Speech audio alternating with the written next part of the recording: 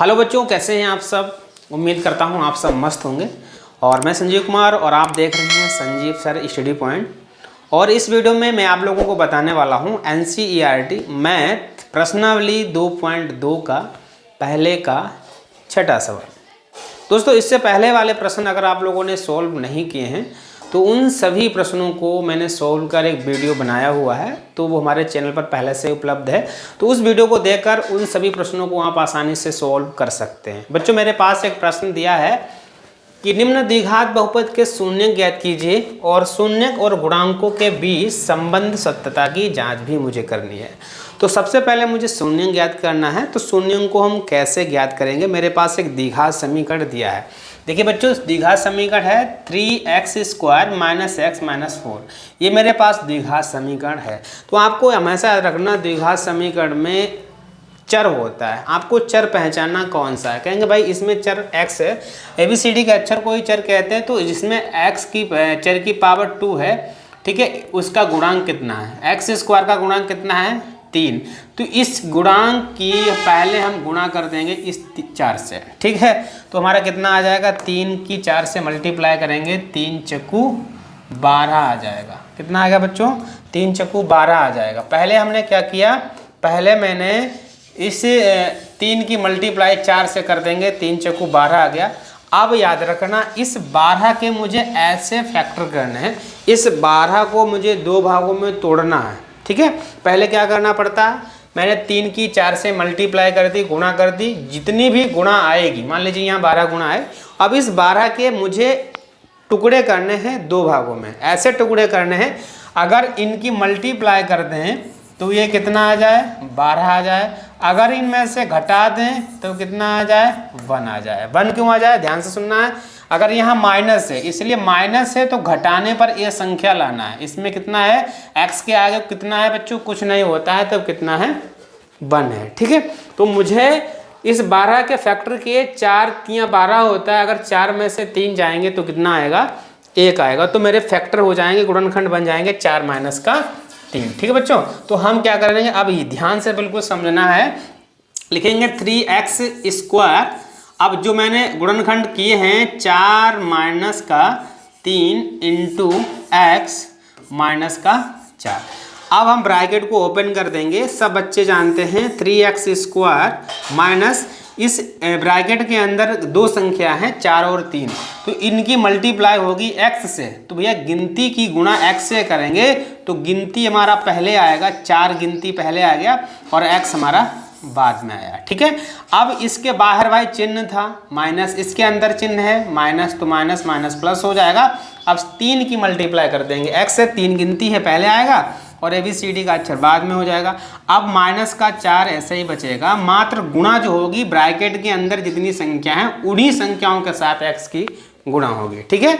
अब क्या करेंगे बच्चों, मुझे कॉमन ढूंढना है, इसमें मुझे कॉमन ढूंढना है। तो कॉमन को ढूंढने के लिए तो पहले इससे हम टुकड़ों में कर लेते हैं छोटे छोटे, तो उससे ये प्रश्न और भी आसान हो जाएगा। जैसे ये 3 है, 3 के फैक्टर और होंगे नहीं, 3 एक अभाज्य संख्या है, किसी से नहीं कटेगा, गुणा लगा देंगे। ये मेरा x² है, इसे हम x गुणे x के रूप में लिख सकते हैं। ध्यान सुनना, ये गुणा है, ये मेरा x है, एक जैसा मत समझना, ये मेरा x है, ये हमारा गुणा है, ठीक है।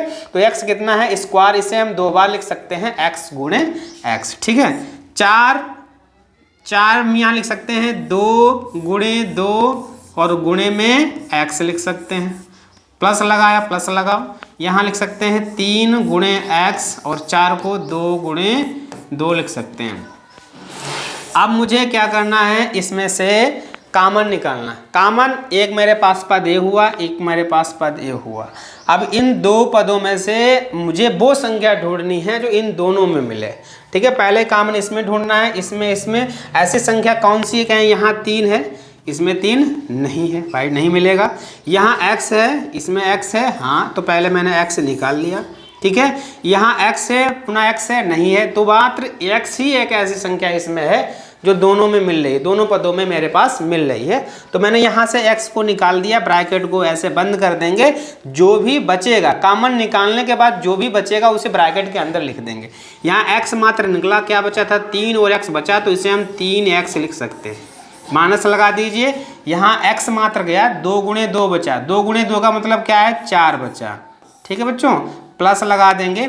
अब इसमें कॉमन ढूंढना है, कहेंगे यहाँ 3 है, इसमें 3 है, नहीं है, यहाँ x है, इसमें x है, नहीं है, 2 इसमें है जबकि इसमें नहीं है। तो ऐसी कोई भी संख्या नहीं है जो मिले। जब कोई भी कॉमन नहीं होता है, किसी भी नंबर कॉमन ना दिखे, तो उसमें हम कॉमन 1 उठा लेंगे। कितना उठा लेंगे बच्चों? 1।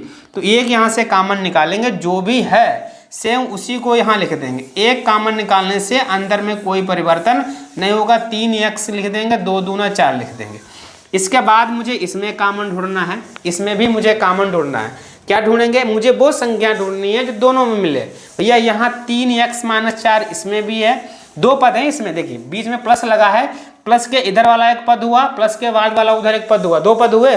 इन दोनों पदों में मुझे ये ढूंढना है कि कॉमन कौन सा। कहेंगे 3x - 4 यहाँ भी है, 3x - 4 यहाँ भी है। जो कॉमन होता पहले उसे हम यहाँ लिख लेंगे। 3x - 4 ब्रैकेट में मैंने इसे बंद कर दिया। अब 3x - 4 यहाँ से जब निकल गया, क्या बचा? x बचा। जो भी बचेगा उसे भी ब्रैकेट के अंदर मैंने लिख देंगे। यहाँ भी निकल गया, क्या बचा हमारा? प्लस का 1। अब ये मेरे इसके फैक्टर हो गए, गुणनखंड हो गए। गुणनखंड होने के बाद अब मुझे शून्य ज्ञात करने हैं। गुणनखंड मैंने कर लिए। शून्य ज्ञात करने के लिए बच्चों क्या किया जाता है? शून्य का अगर ज्ञात करना है तो उसके लिए 1 मिनट, अगर शून्य ज्ञात करना है तो उसके लिए बच्चों क्या करना पड़ता है? मुझे 0 के बराबर करना पड़ता है। मेरे पास जो फैक्टर आए हुए, जो गुणनखंड मैंने किए हुए, इन्हें एक एक करके 0 के बराबर कर देना। लिखा है 3x - 4 बराबर 0 कर देंगे। क्यों कर दिया 0? क्योंकि मुझे निकालना है शून्य, शून्य निकालना है, मूल निकालना है, इसलिए इसे 0 के बराबर कर दिया। अब क्या करें? बराबर में तो 0 है, हम क्या करेंगे? 3x ऐसे लिखेंगे, 4 यहाँ माइनस का है, उसको उधर जब ले जाएंगे तो क्या हो जाएगा बच्चों? हमारा ये प्लस में 4 हो जाएगा। कहेंगे 0 कहाँ गया? 0 का मतलब कुछ है ही नहीं। जब नहीं था तब 0 लिखा था, 4 जाएगा तो वहाँ 4 हो जाएगा। ठीक है, अब मुझे निकालना x का मान, ABCD का है अक्षर और इसके गुणे में है 3। जब किसी ABCD के मान को निकालना, उसके गुणे में जो भी पावर संख्या होगी वो बराबर में अगर ले जाएंगे तो वो हमेशा जो बराबर में है उसी के बटे में आएगा, याद रखना। जैसे यहाँ x है, x के गुणे में कितना है? 3, तो ये 3 बराबर में जो संख्या उसके नीचे आ जाएगा, बटे में आ जाएगा बच्चों। ठीक है, तो 1 मेरा मूल निकल के आ गया। अब इसी तरीके से इसको भी मुझे 0 के बराबर कर देना है। x + 1 बराबर 0। ठीक है बच्चों, अब 1 जैसे उधर जाएगा भैया कायगा हो जाएगा माइनस। क्यों हो गया? पक्षांतर कर दिया। लेफ्ट से राइट बराबर के एक साइड से दूसरे साइड में जाएंगे तो संख्या का चिन्ह बदल जाता है। सभी को पता होगा कि संख्या का चिन्ह कब बदलता है? जो उसे पक्षांतर करते हैं। ठीक बच्चों, तो मेरे पास दोनों मूल तो निकल के आ गए। पहले मूल को, पहले शून्य को हम अल्फा से लिखते हैं बच्चों। अल्फा का मान कितना है? 4/3 है। और बीटा का मान कितना है? -1 है। भैया 2 मूल हैं, पहले मूल को हम 4 अल्फा से लिखेंगे, दूसरे मूल को हम बीटा से लिखेंगे। यथार्थ कह सकते हैं, मूल कह सकते हैं, या हम शून्यंक भी कह सकते हैं। शून्यंक पूछ रहा है, शून्य का मूल एक ही बात होता है। तो मैंने पहला शून्यंक अल्फा से लिखा जाएगा, दूसरा शून्यंक बीटा से। जो x का पहला मान आया उसे अल्फा से लिख सकते हैं, दूसरे मान को हम बीटा से लिख सकते हैं। अब ये भी हो सकता है अल्फा हम इसको भी लिख सकते हैं, बीटा उसको मान सकते हैं। 2 मूल हैं, किसी एक को अल्फा मान लेते हैं, किसी दूसरे को हम बीटा भी मान लेंगे। ठीक है बच्चों, अब मुझे इसमें उत्तर की जांच करनी है। तो उत्तर की जांच कैसे करते हैं? स्टेप बाय स्टेप समझेंगे, सबको समझ में आएगा। मूल की जांच, उत्तर की जांच कैसे करेंगे? तो मेरे पास इस एक द्विघात समीकरण दिया है 3x स्क्वायर -x -4। इसकी तुलना कर देंगे ax square plus bx plus c से। आपको देखना है स्क्वायर के जो गुणे में मान होता है, ये द्विघात का व्यापक समीकरण होता है। ठीक है, तो x स्क्वायर के जो गुणे में होगा वो किसका मान होता है? a का। तो इसका मतलब द्विघात समीकरण से a का मान मैंने निकाल दिया 3। जो खाली x होता है उसके गुणे में b का मान होता है। यहाँ खाली x है, इसके गुणे में कितना है? कुछ नहीं है, तो b का मान हमारा 1 हो जाएगा। चिन्ह माइनस है तो माइनस, जिसमें x y कुछ नहीं है वो c का मान है। c बराबर हमारा -4 हो गया। ए का मान निकाल दिया, बी का मान निकल के आ गया, सी का मान भी मैंने आसानी से निकाल दिया। अब करना है जांच। तो भाई जांच कैसे करेंगे, लिखना है मुझे जांच, उत्तर की जांच करना है ना। तो जांच करने के लिए एक फार्मूला लगाएंगे, शून्यंकों का योगफल। शून्यंकों का योगफल बराबर होता है -b/a। ठीक है बच्चों, इसे हम शून्यंक, मेरे पास पहला शून्यंक अल्फा है, दूसरा शून्यंक बीटा है। तो अगर हम चाहें अल्फा प्लस बीटा बराबर भी इसे लिख सकते हैं। ठीक है बच्चों, अब क्या करना है बच्चों, इसके बाद में हम मान भर देंगे। इसमें क्या लिखा था, अल्फा प्लस बीटा बराबर -b/a दिया है। अल्फा का मान बच्चों कितना है, कहेंगे अल्फा का मान 4/3, अल्फा का मान 4/3 रख दें। अल्फा के जगह पर हम 4/3 प्लस बीटा के जगह पर -1, ब्रैकेट को बंद, माइनस लगा देंगे। और बी का मान बच्चों कितना है, कहेंगे बी का मान माइनस है और ए का मान 3 है, बी का मान माइनस रख देंगे। माइनस यहाँ पहले से, बी के जगह पर -1 रख देंगे और ए के जगह पर 3 रख देंगे।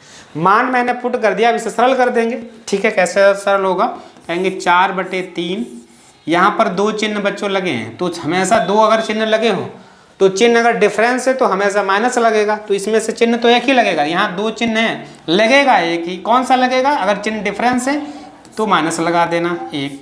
बच्चों इसके नीचे कुछ नहीं तो हम 1 लिख सकते हैं, बराबर में ये माइनस माइनस प्लस हो जाएगा, शुरू में प्लस नहीं लिखते हैं।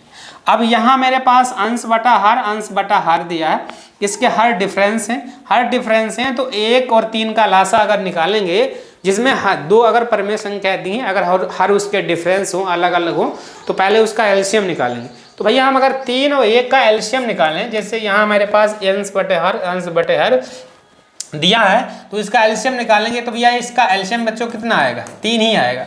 जितना एलसीएम आता है उतने ही हर बनाने पड़ते हैं मुझे। ठीक, तो इसमें हर मुझे 3 बनाना है, 3 पहले से बना है तो हम ऐसे लिखेंगे, जबकि इसमें 1 है, हर 3 बनाना, तो 3 से मल्टीप्लाई कर देंगे। बराबर में मेरे पास भी 3 बना हुआ है, कुछ नहीं करना। 4/3, 3 एकम 3, 3 एकम 3 बराबर 1/3। जिसमें हर बराबर हो जाते हैं उस हर को एक बार लिख लेते हैं। 4 में से 3 जाएंगे तो कितना बचेगा, 1। ठीक है, अगर हर बराबर हो जाएं तो भिन्न को हल करना, परमेय संख्याओं को हल करना बड़ा ही आसान हो जाता है। अगर भिन्न हर उसके बराबर हो गए तो उस हर को एक बार लिख देंगे। अब यहाँ 4 है तो 4 में से 3 घटा देंगे, अगर प्लस होता है तो जोड़ देते, तो 1/3 इसमें, 1/3। इसका मतलब अगर जो मेरे शून्यक निकले हैं लेफ्ट और राइट दोनों बराबर आया तो हमारा बिल्कुल सही है। जो मैंने शून्यक निकाले हैं, जो मैंने मूल निकाले हुए थे अल्फा और बीटा, वो मेरे सही हैं, बिल्कुल करेक्ट हैं। इसके बाद में मुझे एक और फार्मूला लगाना पड़ेगा। वो फार्मूला है, लिखना है शून्यंक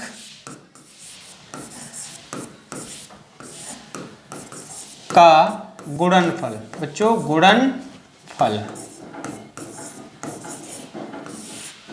C/A होता है, अल्फा इंटू बीटा इसे लिख सकते हैं C/A। अल्फा का मान 4/3, गुणा लगा दीजिए, बीटा का मान 1 बराबर C का मान बच्चों कितना है, C का मान कितना है बच्चों, इसमें C का मान दिया है -4, C का मान रख देंगे -4 और A का मान कितना था, 3। ठीक है बच्चों, अब मल्टीप्लाई इसमें कर देंगे, इसके नीचे कुछ नहीं था 1, मल्टीप्लाई ऊपर की अंश में होगी, हर की हर में होगी। 4 एकम 4, 3 एकम 3, ये प्लस माइनस माइनस बराबर -4/3। ये हमारा जो है बिल्कुल करेक्ट है। तो इस तरीके से इन प्रश्नों को आप आसानी से सोल्व कर सकते हैं। बोर्ड एग्जाम के लिए बड़ा इम्पोर्टेंट प्रश्न है, हर साल एग्जाम में कोई ना कोई प्रश्न पूछा जाता है, तो इसलिए इन प्रश्नों को बड़ा ध्यान से समझना है। और उम्मीद करता हूँ वीडियो आपको पसंद ही आया होगा। अगर वीडियो पसंद आता है तो वीडियो को लाइक करें, शेयर करें, और अगर आप मेरे चैनल पर नए हैं तो चैनल को सब्सक्राइब भी जरूर करें। ठीक है बच्चों, धन्यवाद।